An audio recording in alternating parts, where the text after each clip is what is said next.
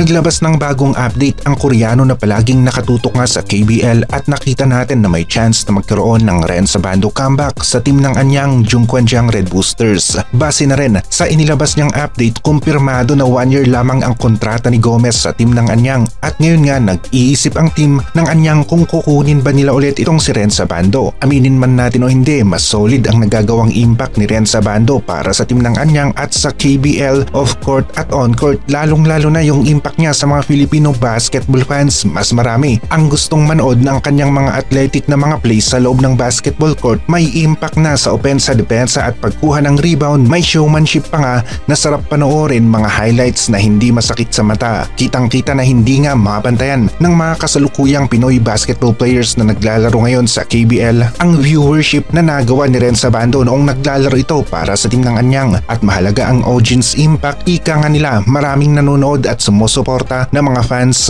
sa team ni Ren Sabando. At uulitin natin, hindi nakakaantok ang mga plays ni Ren Sabando. Napapawaw niya ang mga nanonood sa kanyang mga plays. Successful ang kanyang mga plays sa opensa at depensa, maging sa pagkuha ng rebound, tapos pang highlights pa nga ang kanyang nagawa. Doble panalo para sa mga fans. Sulit na sulit ang bayad nila at pagpunta sa venue nakita nila ang explosive plays ni Ren Sabando. Bilang isang basketball fan, nabibilib talaga tayo sa mga athletic na mga players mula sa NBA hanggang sa mga local players natin. Posible na makabalik nga itong si Ren Sabando sa team ng anyang. Isa ito sa gusto nga rin na mangyari ng mga Pinoy KBL fans, ang muling pagbangon ng anyang Jungkwanjang Red Boosters kasama itong si Ren Sabando. At sa tamang imports nga rin at local players nila, posible na magawa nila ito. Linawin lang natin, isa ito sa option ng anyang na pwedeng mangyari galing sa Koreanong source natin tungkol sa KBL. Sa depensa pa lamang, masasabi na natin na iba talaga ang impact ni Ren Sabando. Mga naglalakihang import ang madalas na nabubutatan niya sa KBL noon, at aminin man natin o hindi, siya lang talaga ang may X-factor na Pinoy player na naglalaro noon sa KBL na ganito ang impact sa depensa. Yung timing ni Ren Sabando dito, maganda, huling-huli ang kalabang import, walang kawala sa block ni Ren Sabando. Dito naman, mas malala, lumipad papalayo ang bola. May chase down block pa nga itong si Ren Sabando, ilang ulit na naipakita niya ito sa KBL, kaya naman marami talaga ang nag-aabang sa laro ni Ren Sabando noon. Dahil sa mga ganitong plays, block na nga, highlights pa, sulit na sulit ang bayad ng mga nanonood.